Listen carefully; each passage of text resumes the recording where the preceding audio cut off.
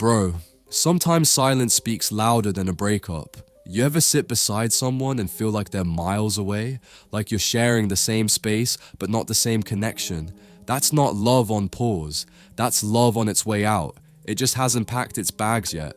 And the most dangerous part?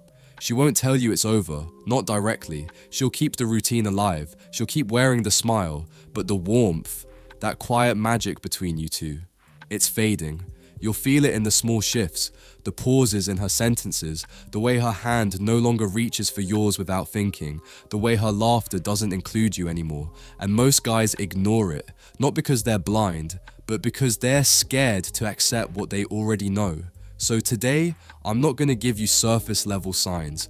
I'm gonna give you the emotional truths that hit when she's already halfway gone, and you're the last to know. Point 1. She stops needing you to be proud of her. You used to be the first person she ran to when she accomplished something, even the small stuff. Got a raise? You knew. Hit a personal goal? She celebrated with you. But now, she's achieving things, posting about them, and not even mentioning it to you. Why? Because your approval no longer fuels her. She's looking for validation somewhere else, or already getting it.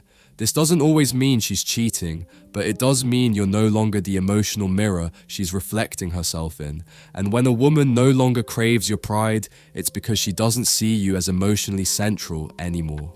Point 2. She doesn't argue anymore. She detaches. Used to be, when you two fought, it meant something. There was passion behind it. She'd raise her voice because she cared. Now, she's quiet, cold, dismissive. She doesn't argue. She checks out mid-conversation. And bro, silence is scarier than yelling. Because once she stops fighting, it means she no longer sees anything worth fixing. She's no longer invested in being understood. And the scariest part?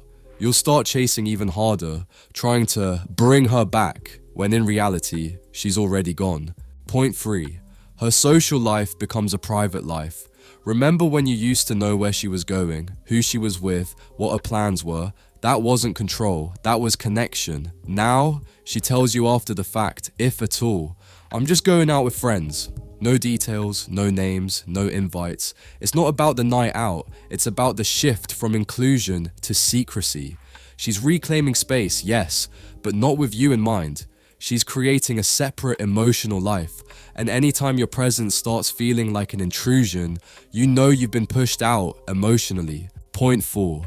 She starts comparing you to general examples. You'll start hearing things like, other guys do this, or a real man would. Those aren't just random statements, that's projection. She's not trying to help you grow. She's building a case in her head to justify her emotional distance. Whether she's comparing you to someone else directly or just planting seeds of dissatisfaction, that shift in language is brutal because now you're no longer being seen as you. You're being weighed against an idealized version of someone else, and when that happens, she's already halfway out the door. Point 5. Intimacy becomes strategy, not connection. This one hits hard, bro. You'll start noticing the affection feels off, like she's hugging you because she should, not because she wants to. The sex starts feeling like a transaction, or worse, a distraction from the growing distance between you. She used to kiss you like it meant something. Now it feels mechanical, forced. You go to touch her and there's hesitation, not fear, but resistance. She's no longer present in those moments. Her body might be there, but her mind is somewhere else entirely. Point 6. She gets irritated by your peace. Here's something wild. You being calm used to make her feel safe, but now, your calmness starts pissing her off.